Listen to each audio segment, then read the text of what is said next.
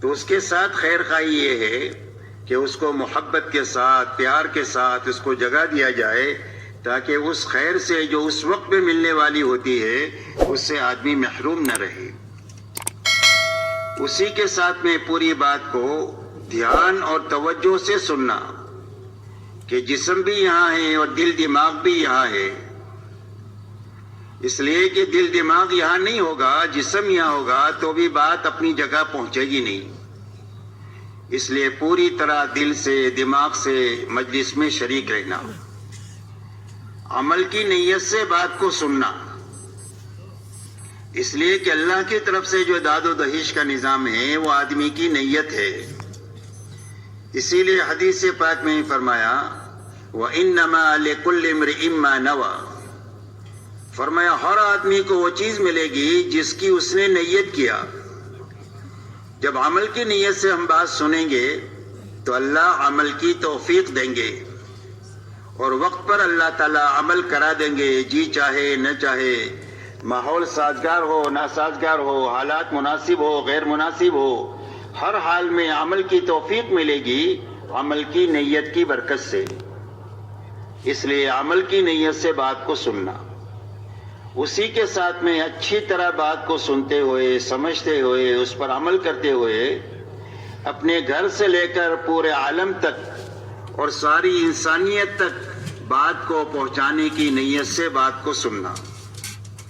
دین کی بات جو ہے وہ تبلیغ ہے، اسی لیے رسول اللہ صلی اللہ علیہ وسلم ارشاد فرماتے ہیں بلغوا عنی ولو آیا، فرمایا میری طرف سے ایک بات تمہارے پاس پہنچ جائے تو اس کو آگے پہنچا دو۔ فرمایا رب مبلغ اوعى من سامع، فرمایا بہت مرتبہ ایسا ہوگا کہ پہنچانے والے آدمی سے جس کو بات پہنچائی گئی ہے وہ زیادہ بات کو لینے والا ہوتا ہے، اور اس نے اپنے آپ زندگی میں عمل میں لاتے ہوئے اس نے 1000 آدمیوں کے تک بات پہنچا دی،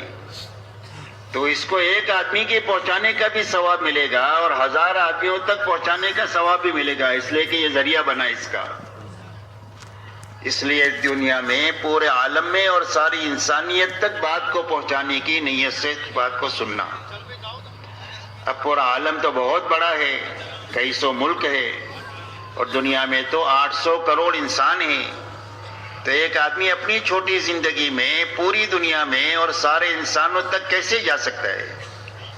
تو پورے عالم میں اور انسانیت تک جانے کا کیا راستہ؟ فرمایا پورے عالم میں جانے کا اور ساری انسانیت تک پہنچنے کا راستہ یہ ہے کہ اپنی زندگی میں جہاں تک اور جتنوں تک جا سکتے ہیں بات کو لے کر ان تک جانا، اور جہاں تک نہیں جا سکے اور جتنے لوگوں تک نہیں پہنچ سکے وہاں تک بات کو پہنچانے کے لیے اپنی زندگی میں کام کرنے والے بہترین آدمی تیار کر کے دنیا سے جانا۔ یہ محنت کا رخ ہے، کام کو صحیح طریقے سے سمجھنا، اس کو اچھی طرح اپنی زندگی میں عملی طور پر لانا اور پوری دنیا میں پہنچانا، اور پہنچانے کے لیے جتنا کر سکتے ہیں اتنا کرنا، اور آگے کے کام کے لیے اپنی زندگی میں کام کرنے والے آدمی تیار کرنا۔ یہ محنت کا صحیح رخ ہے جو حضور پاک صلی اللہ علیہ وسلم نے اختیار فرمایا۔ اللہ تعالیٰ نے آپ کو ایک بڑا کام لے کر دنیا میں بھیجا تھا، آپ کی محنت کا میدان پورا عالم تھا اور ساری انسانیت تھی اور قیامت تک کا زمانہ تھا، اب آپ کے بعد کوئی نبی نہیں آئیں گے، تو اتنا بڑا کام لے کر اللہ تعالیٰ نے آپ کو دنیا میں بھیجا، اور اتنے بڑے کام پر قابو پانے کے لیے آپ کو صرف 23 سال کا زمانہ دیا گیا۔ آپ کو 40 سال پر نبوت ملی، 63 سال میں آپ اللہ کو پیارے ہو گئے۔ فرمایا 23 سال میں اتنا بڑا کام کر کے ہمارے پاس آنا ہی، اب اس کام پر قابو پانے کے لیے آپ نے محنت کا جو رخ لیا قیامت تک کے لیے امت کے لیے وہی نمونہ ہے۔ اب حضور پاک صلی اللہ علیہ وسلم نے اتنے بڑے کام پر قابو پانے کے لیے اپنے بس کی پوری طاقت لگا دیا، اور طاقت لگا کر آپ نے پورے حجاز میں کام فرمایا اور کام کیا۔ آپ کا لمبے میں لمبا سفر جو ہے وہ تبوک تک کا ہے، باقی پورا عالم آپ کی محنت کا میدان ہے۔ تو اپنے بس کی پوری طاقت اور محنت لگاتے ہوئے اور اپنے آپ کو تھکاتے ہوئے آپ نے 23 سال میں 1.25 لاکھ صحابہ کا مجمع تیار فرمایا، خود کرتے ہوئے کرنے والے آدمی تیار کیے، اور ایسا مجمع تیار کیا جو حضور صلی اللہ علیہ وسلم کی زندگی کا آئینہ تھا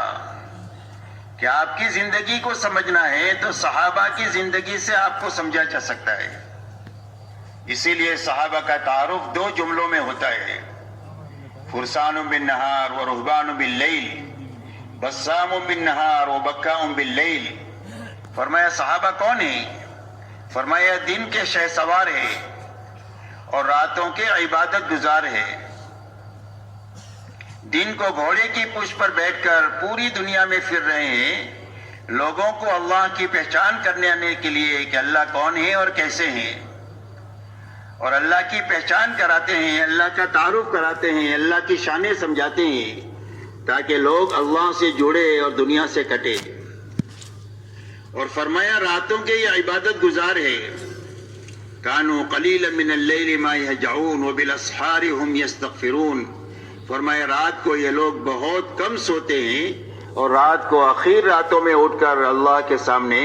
کر کے مٹ کے تھک کر اللہ کے سامنے استغفار کرتے ہیں کہ اللہ جو کام کرنے کا حق تھا وہ تو حق ہم سے ادا نہیں ہوا۔ فرمایا بسام من نہار و بکاء باللیل، دن کو حشاش بشاش اللہ کے دین کا کام کرنے والے تھے اور راتوں کو اللہ کے سامنے بہت زیادہ رونے والے تھے، اور یہی دونوں صفتیں حضور صلی اللہ علیہ وسلم کی پوری زندگی رہی۔ اسی لیے آپ کا پورا دن دعوت اور تعلیم کے لیے اور اللہ کی مخلوق کو سنبھالنے کے لیے، اور آپ کی رات کا بڑا حصہ اللہ کے سامنے مناجات کے لیے، دعا کے لیے، نماز کے لیے اور آہوزاری کے لیے اور قرآن پاک کو ترتیل کے ساتھ پڑھنے کے لیے، یہاں تک کہ رات کو آپ اتنا لمبا قیام فرماتے تھے کہ آپ کے پیروں پر ورم آ جاتا تھا، اور یوں آتا ہے کتابوں میں کہ آپ کے سینے سے رونے کی آواز ایسی آتی تھی جیسے ہنڈیا کے ابلنے کی آواز آتی۔ یہ آپ کا دن ہے، یہ آپ کا رات ہے، اور یہی دونوں چیزیں آپ کے مجمع میں منتقل ہوئی، اور آپ نے حجاز میں کام کرتے ہوئے جب یہ مجمع بنایا تو یہ مجمع بات کو لے کر دنیا میں گیا اور اپنی قبریں دنیا میں بنائی، اور صحابہ کرام رضی اللہ عنہ مجمعین نے اپنے ہاتھوں تابعین کا مجمع بنایا۔ تابعین صحابہ